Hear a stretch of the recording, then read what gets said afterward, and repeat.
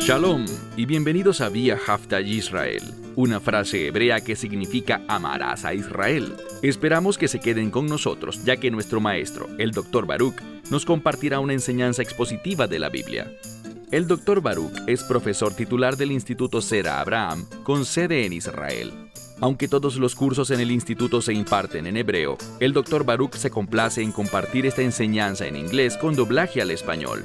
Para más información, visítenos en amarasaisrael.org o descargue nuestra aplicación móvil Mi Estudio Bíblico. Aquí está Baruch y la lección de hoy. ¿Estás cumpliendo las expectativas que Dios tiene para ti? Sin importar quién seas, en qué creas o en qué no creas, tú serás juzgado por Dios basado en sus expectativas y en tus obras, es decir, ¿qué has hecho en respuesta ante esas expectativas? Bien, otra manera como pudiésemos formular esa misma pregunta es simplemente, ¿está Dios complacido contigo? Y si tú no reconoces, si no estás consciente de esas expectativas que Él tiene para su pueblo, entonces Él no estará complacido contigo y tú no estarás cumpliendo el propósito para el cual fuiste creado. Y si eres un creyente, no estarás haciendo aquello por lo cual el Mesías murió para que tú hicieras. Lo que quiero que veamos aquí en esta profecía de Isaías que estamos estudiando es que esto es algo serio. Estamos tratando con asuntos que tienen implicaciones eternas. Y algo más con lo que estaremos lidiando es que quienes somos parte de su pueblo debemos entender que nuestras acciones dan a luz resultados, producen consecuencias y desafortunadamente, hoy en día, no oímos muchos mensajes en cuanto a las consecuencias de nuestras acciones, pero debemos hacerlo. Cuando leemos las Escrituras, este es uno de los temas principales que revela la palabra de Dios. Como dijo el apóstol Pablo, citando un proverbio, no se dejen engañar. Lo que el hombre siembra, eso cosechará. Un texto fundamental que habla del hecho de que nuestras acciones generan consecuencias. ¿Y qué dijo Pablo? No se dejen engañar. Eso es exactamente lo que el enemigo quiere hacer, engañar a la gente para que piense, bueno, hay perdón, hay gracia, Dios es amor y por lo tanto, bueno, Él simplemente no pondrá esos resultados o esas consecuencias sobre mí. Entendamos que no estamos hablando principalmente de salvación, sino que estamos hablando de la impresión que tiene Dios de su pueblo, de lo que Él hará en esta era y qué consecuencias eternas ejercerá eso en su pueblo. Esto es algo serio. Así que ve conmigo al libro de Isaías, capítulo 5. Libro de Isaías, capítulo 5. Este capítulo es una canción. En hebreo, la palabra shir puede significar canción o poema. Y vemos en la Escritura que Dios utiliza sherim, estas canciones o poemas, con el fin de comunicar revelación a su pueblo. Que recordemos estas cosas. En este capítulo en particular, lo que será enfatizado es el término kerem. Kerem significa viña. Debemos recordar que el Mesías en los Evangelios compartió una parábola sobre una viña, una que fue establecida por su dueño, quien creó ese viñedo perfecto y lo encargó a unos obreros y luego se fue a otro lugar. Pero al momento de la cosecha él tenía una expectativa y, desafortunadamente, los obreros de la viña no cumplieron con fidelidad las expectativas del dueño, por lo que hubo consecuencias. Se produjo un resultado, un fruto, debido a su desobediencia. Vayan conmigo al capítulo 5 del libro de Isaías. Leemos aquí: cantaré, y la siguiente palabra es na. Na, con frecuencia, es un término que implica una petición, pero muchos eruditos lo consideran un término de afecto. Aquí descubrimos que se trata de una canción de amor, y este afecto se relaciona con mi amado, según el texto. Existen distintas posiciones aquí, pero algo de lo que podemos estar seguros es de que Dios es un Dios de amor. En nuestras mentes, Él es y debería ser siempre el amado, entendiendo que Dios derrama de su gran amor sobre su pueblo. Él nos demuestra ese amor, pero aquí está el problema. El pueblo no ha respondido. No se ha comportado de manera recíproca para con Dios. Y, por tanto, habrán consecuencias. Bien, lo que haremos será estudiar este capítulo 5 en 2 sesiones. Esta semana y la que viene. En esta primera sesión de hoy, veremos la causa del desagrado de Dios. Cómo la gente ha fallado en cumplir sus expectativas, mientras que, en la próxima sesión, trataremos fundamentalmente con las consecuencias. Volvamos al verso 1. Cantaré por mi amado. Una canción de mi amado a su viña. Entonces, esta canción del amado se trata, o se dirige, tiene su enfoque en su viña. Y noten lo que dice aquí. Una viña era de mi amado. En mi opinión, esto nos muestra que este amado es ciertamente Dios. Y la viña es su pueblo. Vamos a ver que Dios invirtió, Él se involucró en bendecir a su pueblo, es decir, en hacer un viñedo perfecto. Leemos: una viña era de mi amado, en el cuerno de Ben-Shamán. El término kerem, que es el que traduje aquí como cuerno, el término kerem en un animal se relaciona con sus cuernos, pero también se utiliza, por ejemplo, para un fondo, como en un fondo mutual, o en referencia a un portafolio de posesiones. Kerem habla con frecuencia, en 3 ocasiones durante cada uno de nuestros servicios, decimos Kerem Yeshua, que significa el cuerno de salvación. Nos habla de algo que es bueno. Kerem es algo que refleja la bendición de Dios. Y el término Ben-Shamán, usualmente esa palabra Shamán es enunciada Shemen. Es normal que hayan diferencias entre el hebreo moderno y el que se usaba en el Tenaj. Básicamente lo que dice es que esta viña, que era de Dios, que le pertenecía a Él, estaba ubicada en un terreno rico y fértil, en un buen lugar. Eso es importante. El término shemen, aceite, también puede significar eso, fértil, o algo que produce mucho fruto. Dios está diciendo de su viña, es decir, de su pueblo de pacto, que fueron colocados en una condición de fertilidad, en un lugar en el que Dios esperaba que produjeran mucho fruto. Y veremos esto en un momento. Pasemos ahora al verso 2. ¿Qué hizo Dios? Dice que Él la cultivó. Esto significa que Él preparó el terreno. Y no solo cultivó el terreno, sino, fíjense en esto, dice aquí que Él removió, y la implicación es que removió las piedras.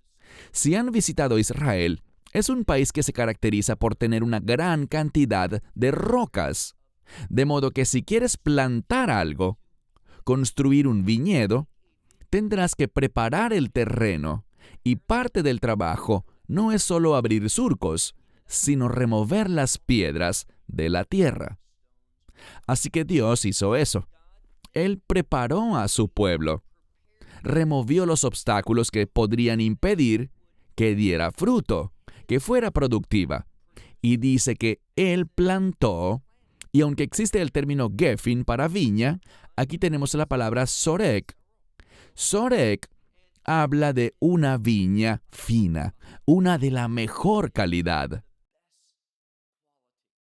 Una y otra vez, lo que vemos de inicio es que Dios no escatimó en gastos. Está proveyendo lo mejor de lo mejor para su pueblo, para Israel. Y estoy diciendo Israel, pero para ser más precisos, aquí se habla es de Judá, el reino del sur, pues en estos tiempos de Isaías es a ellos a quienes él se dirigía. Entonces él la cultivó, removió las piedras, plantó una viña fina, una de altísima calidad, y dice que construyó una torre en medio de ella, o sea que tenía protección.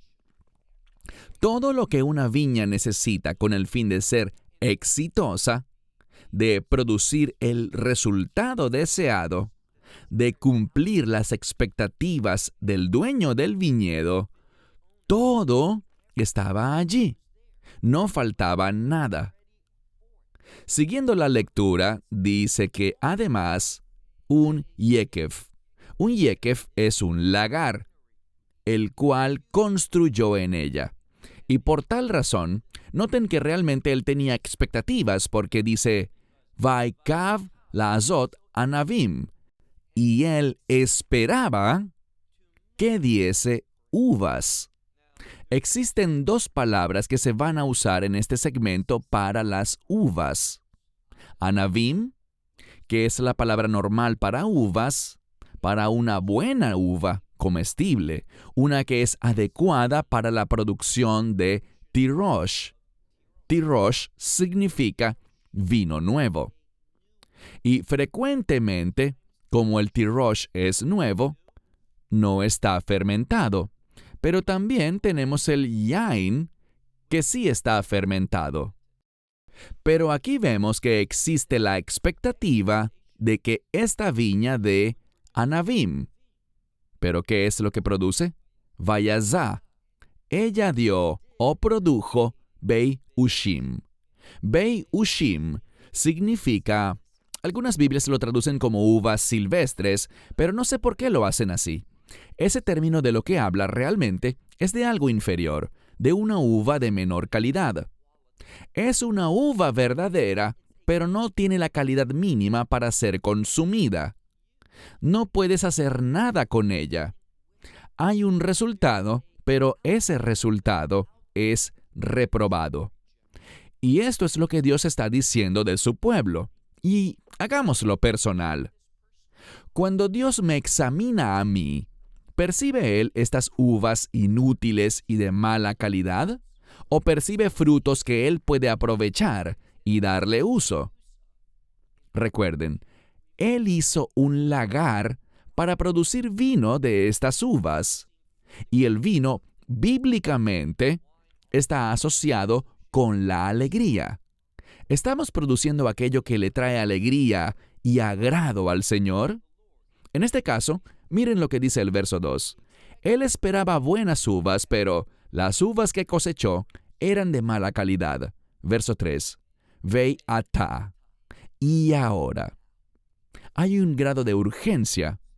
Y ahora, oh habitantes de Jerusalén, oh varones de Judá, y aquí está lo que él espera. Dice, Shiftu na. Es el mismo término que vimos antes para una petición o para un término afectuoso. Dios está diciendo, yo tengo una expectativa y es importante para mí, algo que Dios estima. Le tengo afecto, es relevante y de valor para mí. ¿Y de qué se trata? Dice, hagan un juicio o ejecuten juicio entre yo y mi viña. Esto es lo que le está diciendo al pueblo. Quiero que ejecuten un juicio. En este caso, quiere decir, al menos en una primera fase, una evaluación. Consideren las evidencias, los hechos. Miren sus obras. ¿Están cumpliendo mis expectativas? ¿Lo que Judá está haciendo complace a Dios? Él los está llamando para que hagan esta evaluación, este juicio, entre Dios y su pueblo. Y se vuelve más específico todavía. Leamos el verso 4. ¿Qué más? Y la implicación es, ma lo sood, ¿qué más puedo hacerle a mi viña que no le haya hecho ya? Una pregunta importante. Dios está diciendo, evalúen esto. Tienen que venir con una conclusión, una decisión definitiva. Quiero saber. Dios les dice, ¿qué más podía haber hecho por mi viña? ¿Qué más podía haber hecho, provisto, preparado, realizado, con el fin de que cumpliese mis expectativas? Sigue leyendo. Segunda parte del verso 4. ¿Y por qué esperaba yo que produjese uvas cuando lo que produjo fueron estas uvas de mala calidad? Es la misma palabra repetida. Dios dice, yo esperaba. Este término aparece 2 veces. Yo esperaba algo. Es la forma verbal de la palabra tikvá. Tikvá es esperanza. Una esperanza que produce el resultado correcto. Y estos resultados siempre se relacionan con las promesas de Dios. Hay una relación estrecha entre la esperanza y las promesas de Dios. Dios ha sido fiel. Él ha sido leal a su promesa. Él hizo todo lo necesario para que la viña diera buenas uvas, que pudiesen ser utilizadas para generar gozo y alegría, para producir ese vino. Pero no es lo que él está recibiendo. Verso 5. Y ahora, yo informaré, y tenemos el término nab. Está diciéndole a la gente, inicialmente, con gran tristeza, que él los ama y que está decepcionado por su comportamiento. Entonces dice, ahora les informaré a ustedes lo que le haré a mi viña. Aquí empieza a hablar de las consecuencias, del resultado, cuando Dios los evalúa. Fíjense en lo que está pasando. Dios dice, quiero que evalúen esta situación para que puedan entender mis acciones, lo que estoy por hacer. Y, de nuevo, he compartido con ustedes en distintos pasajes de la Escritura que siempre hay un marcado énfasis cuando esta forma particular del verbo aparece. Es una que muchos eruditos bíblicos llaman participio. A la verdad no importa tanto cómo la llamemos, sino que la identifiquemos. Cuando este término, que también se denomina participio presente o simplemente tiempo presente, cuando aparece, siempre, en mi opinión, marca ese pasaje o ese punto con un énfasis especial. Dice, ¿y qué le haré a mi viña? ¿Qué le hará? Él removerá la protección. Cuando estamos caminando en obediencia, cumpliendo con sus expectativas, cuando Dios está complacido con nuestras acciones y obras, ¿saben lo que podemos esperar? Su protección. Pero lo contrario de esta afirmación es igualmente cierto. Quiero decir que cuando estamos caminando en nuestras propias expectativas, cuando hacemos nuestra propia voluntad y nos rebelamos contra la voluntad de Dios, Él removerá su protección. Y en la situación de Israel, siempre que Dios hacía eso, el enemigo estaba listo para atacar. Él notaba la salida de Dios. Él veía cuando la protección se había removido y de inmediato atacaba. Leemos aquí: remuevan mi vallado. Y esto habla simplemente de un borde.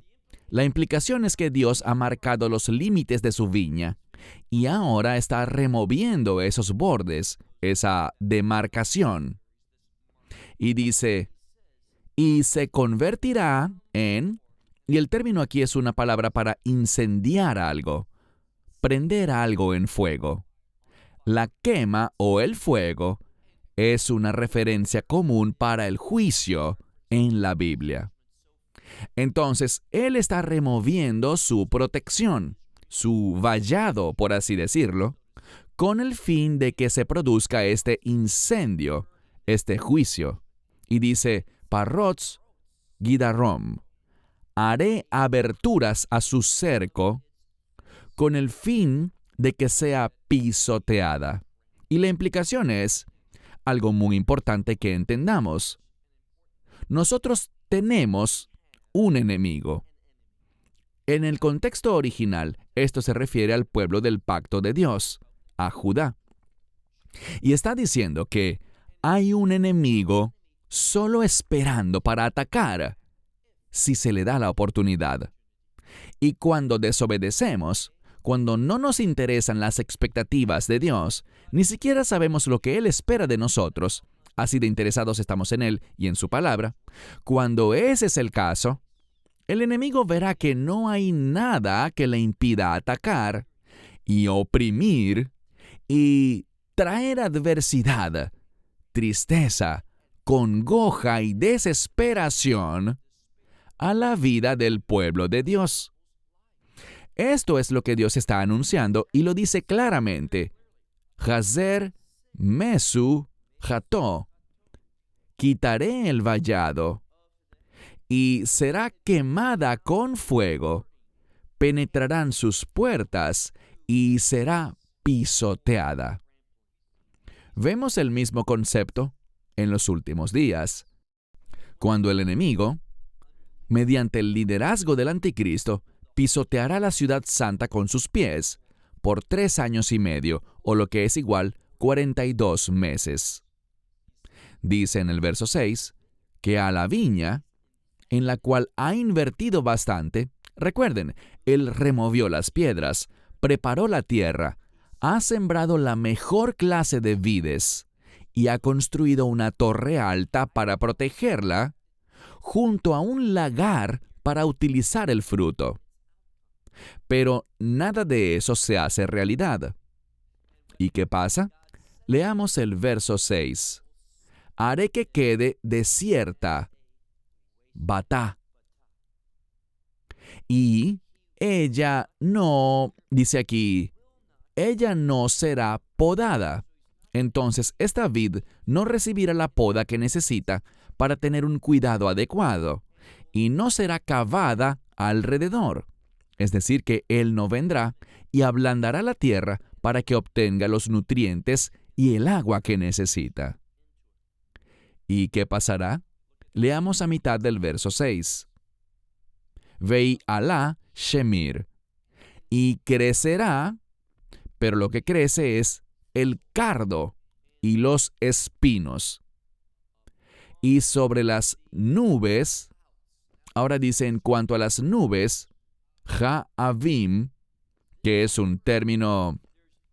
Hay un par de términos en hebreo para nubes. Uno es anán, que es la palabra más simple para decir nube, pero el término av, y fíjense que es con una ain y no con una aleph, porque sería padre. Y este término para av, cuando se usa para las nubes, se refiere a esas nubes que son llenas de agua, de lluvia. Entonces dice, yo quise bendecirte. Las lluvias significan bendiciones. Tenía bendiciones abundantes. Borjot Beisheifa, bendiciones abundantes. Pero dice, ordenaré que no lluevan sobre ella, es decir, sobre esa viña. ¿Cuál es el resultado? Cuando no estoy cumpliendo las expectativas de Dios, la protección me será quitada. En otras palabras, cuando no estoy interesado en lo que Dios espera de mí, yo simplemente me ocuparé de mis asuntos a mi manera. Te compartiré algo que ya he dicho antes, pero vale la pena repetirlo.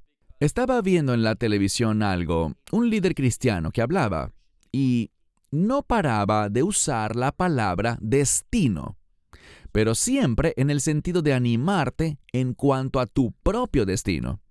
Y cuando oyes su mensaje, lo que te dice básicamente es: no dejes que nada ni nadie interfiera en tu destino. El problema es que, por lo general, cuando la gente oye eso, piensan en lo que ellos quieren que sea su destino. Verán, aquí hay una verdad bíblica muy importante. Yo nunca sabré el propósito que Dios tiene para mí, jamás conoceré mi, entre comillas, destino, hasta que yo empiece a cumplir sus expectativas. Cuando yo empiece a cumplir su palabra, porque sus expectativas se encuentran en su palabra, entonces, haciendo eso, me convertiré en recipiente de su revelación, de modo que sabré específicamente cómo Dios me quiere usar. Hay niveles, existe un proceso. Primero, uno debe cumplir las expectativas bíblicas, lo que Él ordena a su pueblo cumplir, y a través de esa obediencia hallaremos una revelación personal para nuestra vida. Pero cuando ignoramos eso, cuando nos enfocamos en nuestros deseos y nuestro plan para nuestra vida, en eso que los falsos maestros llaman nuestro destino, tu destino, ¿qué pasa? Eso produce que Dios remueva su protección y, en vez de ser fructífero y estar en una condición que produzca esos resultados que le agradan a Él, ¿qué crecerá en tu vida? Cardos y espinos. Así que hazte una pregunta, y esta es una gran manera de realizar una autoevaluación espiritual. ¿Estoy viendo buenas uvas en mi vida? ¿O estoy viendo cardos y espinos creciendo en mi vida? Y con frecuencia, eso será manifestado por tu actitud, por tu gozo. Cuando estás en el centro de la voluntad de Dios, no puedes evitar sentirte gozoso. Eso no significa que todo a tu alrededor será siempre una fiesta, pero tú tendrás esa felicidad interna.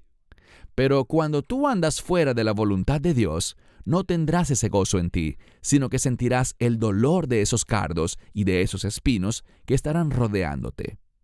Verso 7. Antes vimos que crecerán cardos y espinos, y que no lloverá sobre ti, es decir, sobre la viña, porque, ahora sí, verso 7, porque la viña del Señor de los ejércitos es la casa de Israel. Bien, he venido hablando de Judá porque en su mayor parte Judá es el objeto o la audiencia a la cual Isaías le está dando este mensaje. Pero siempre que él se refiera a Israel, Bet Yisrael, está hablando más sobre el pueblo judío en general. Y muchos de los eruditos rabínicos dicen que cuando Isaías habla de la casa de Israel, eso trae un contexto sobre los últimos tiempos. De lo que esto habla es de que en los últimos días Israel estará muy alejado de las expectativas de Dios, y por esto es que atravesará un tiempo conocido como la angustia de Jacob. Pero aquí, en los tiempos de Isaías, vamos a ver la semana que viene que uno de los resultados es este concepto del exilio. Pero por ahora avancemos con el verso 7. Porque la viña del Señor de los ejércitos es la casa de Israel, y los hombres de Judá son su planta deliciosa, podríamos decir. Está hablando de Judá en este tiempo. Verán, el reino del norte ha caído en idolatría. Y aquí dice, Natá Sha'ashuav, Shashuav es su placer. Esta palabra en hebreo moderno describe a un parque de diversiones o a lugares como parques infantiles donde encuentras columpios y toboganes o resbaladillas, donde los niños juegan y allí escuchas risas y alegría. Eso es lo que Judá era para Dios. Él halló deleite en crearlos, bendecirlos y colocar sobre ellos su llamado. Pero ellos no lo están cumpliendo. Dice, mira el verso 7, segunda parte. Vaikav lemishpat. Es la tercera vez que aparece esta palabra, esperar. Y dice que él esperaba juicio. Él esperaba esta justicia recta en la tierra. Es otra manera como lo podemos entender. Mishpat Zedik, un juicio recto en la tierra, donde no hay opresión ni nada similar. Pero dice, esperaba justicia, podríamos decir, y he aquí lo que hay es mispaj. Mispaj es un término para una especie de golpe. Es un término que habla de alguien que es oprimido. Es el poder para oprimir.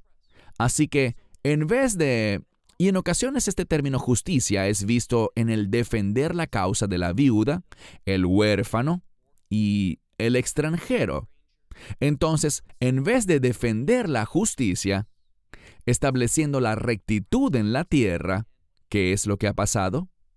Israel ha utilizado estas bendiciones de Dios, esta unción de Dios, esta provisión de Dios para ejercer poder sobre otras personas. Y en vez de justicia, mira de nuevo el verso 7, he aquí, tzaka. ¿Qué es tzaka? Tzaka es un clamor. Es un grito de ayuda. Dios está enojado porque en vez de justicia, lo que hay es opresión. En vez de rectitud, lo que hay es un clamor de aquellos que están en confusión y en dolor. Verso 8. En el verso 8 vemos lo que hizo la gente. En vez de bendecir a los demás, ¿qué hicieron? Verso 8.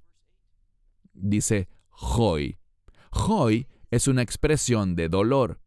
Implica cuán terrible será algo a menos de que haya un cambio rápido.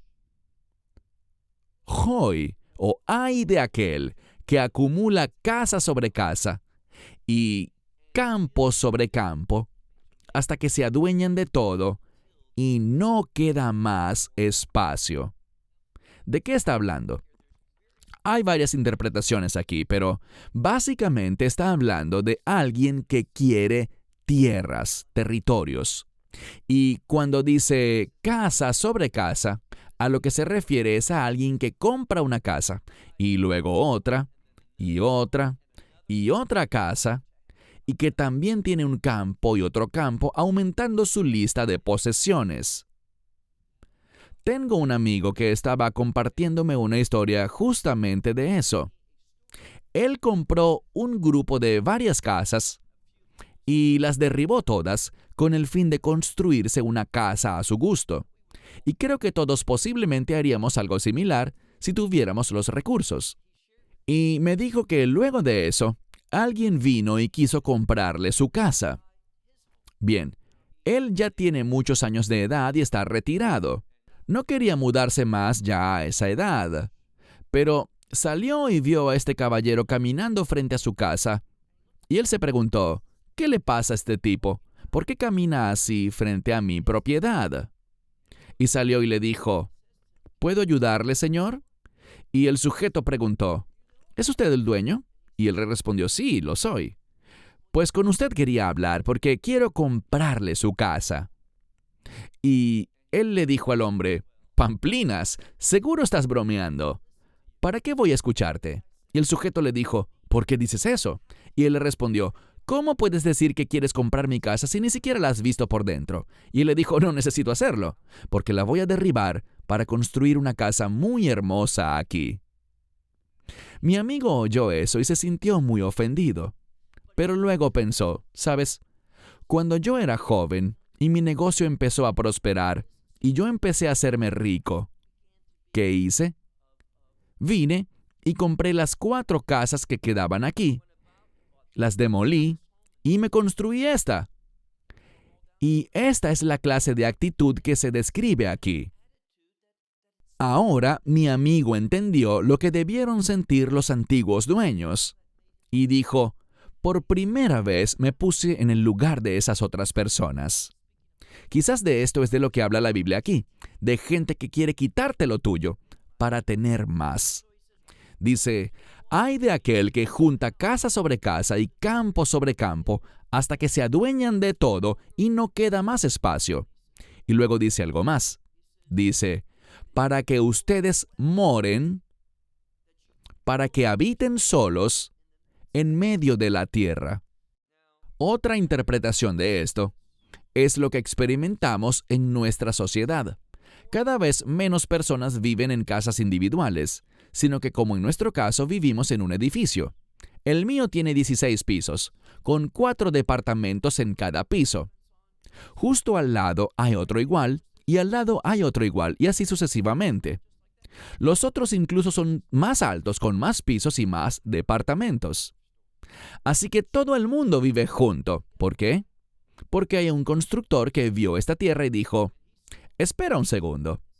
En vez de construir 2 o 3 casas en ese espacio, puedo construir un edificio y vender 52 hogares. Y al lado otro edificio con 52 más, en el mismo espacio. Y así obtiene mucha más ganancia. Pero al final, ¿qué? Ninguno de estos hogares están solos. Ahora, la traducción de la Biblia de las Américas es mejor que muchas otras porque habla del hecho de que habitarán ellos solos con todo ese espacio. El contexto que vemos en el versículo 8, ad efes makom, hasta que no queda espacio. Esto no es bueno y por lo tanto habitar solos, en el sentido de tener suficiente espacio personal, es algo bueno. Pasemos ahora al verso 9. A oídos del Señor de los ejércitos ha llegado, ¿qué? Que muchas casas han de quedar asoladas. Y aquellas que son grandes y buenas, no tendrán quien las habite.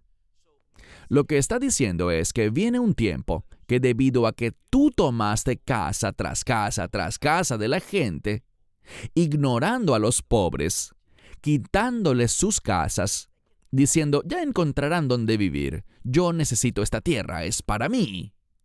Dice, como han hecho esto, ¿qué pasará?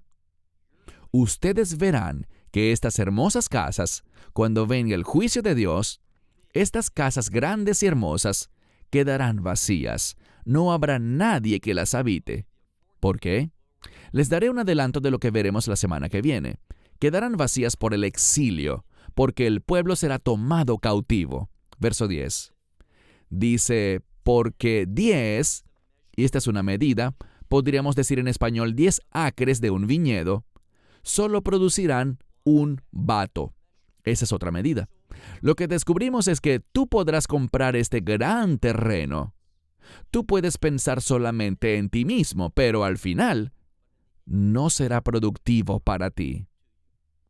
Una semilla, Homer yace Efa, así que esa semilla, en gran medida, es decir, podrás tomar muchas semillas, acumular una gran cantidad de semillas y plantarlas, pero al final solo producirán una medida muy pequeña de fruto. Ese es el Efa. Dios está desagradado.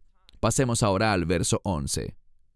Hoy, o ay de aquellos que se levantan temprano para perseguir la bebida, y que por la noche, esa es la palabra neshef, es la palabra para la noche, pero usualmente habla de una fiesta, un evento de gala o un baile. Entonces, estos sujetos están muy emocionados por la llegada de la noche, y lo que les entusiasma es el vino. Verso 12, el último por hoy. Y habrán violines, arpas, tambores, flautas, y habrá vino. Algunas Biblias dicen en las fiestas, pero no confundan estas fiestas con las fiestas bíblicas. Aquí tenemos la palabra mishtei, está en plural, pero el término mishtei es un banquete. Esto no tiene nada que ver con las fiestas de Israel, sino con fiestas personales que tienen todo tipo de música. Y estos instrumentos fueron creados para tocar música para el Señor, para glorificarlo, alabarlo y darle gracias. ¿Pero qué vemos? Leamos la segunda mitad del verso 12. Pero la obra del Señor no consideran, es decir, no le prestan atención, no la perciben. Y la obra de sus manos no la ven. Ellos no están interesados en lo que Dios está haciendo. No están interesados en lo que Dios ha hecho. De hecho, realmente no están interesados en Dios en lo absoluto. Así que te pregunto, ¿lo estás tú? Bien, puede que tú vayas a la iglesia y que hagas donativos a distintas organizaciones y eso está bien. Pero la pregunta es esta. ¿Realmente estás interesado en lo que Dios ha venido ejecutando? ¿En lo que está haciendo hoy y en el resultado que eso traerá? Él ha obrado para ti en el pasado. Sigue obrando en tu vida ahora. Él estaba obrando en Judá en este tiempo. Pero, como veremos la semana que viene, el resultado de sus acciones no será bonito, porque la gente estaba demasiado envuelta en su propia vida en vez de los propósitos de Dios. Estaban demasiado interesados en acumular posesiones materiales en vez de buscar las bendiciones de Dios. No tenían esperanza, no estaban interesados en las promesas de Dios, sino que dejaron todo eso a un lado. ¿Y qué los motivaba? Lo que leímos, las bebidas alcohólicas y el vino, sus banquetes, sus fiestas, lo que los deleitaba. Pero ellos jamás pensaban en lo que agradaba a Dios. La pregunta para terminar es esta. ¿Qué hay de ti?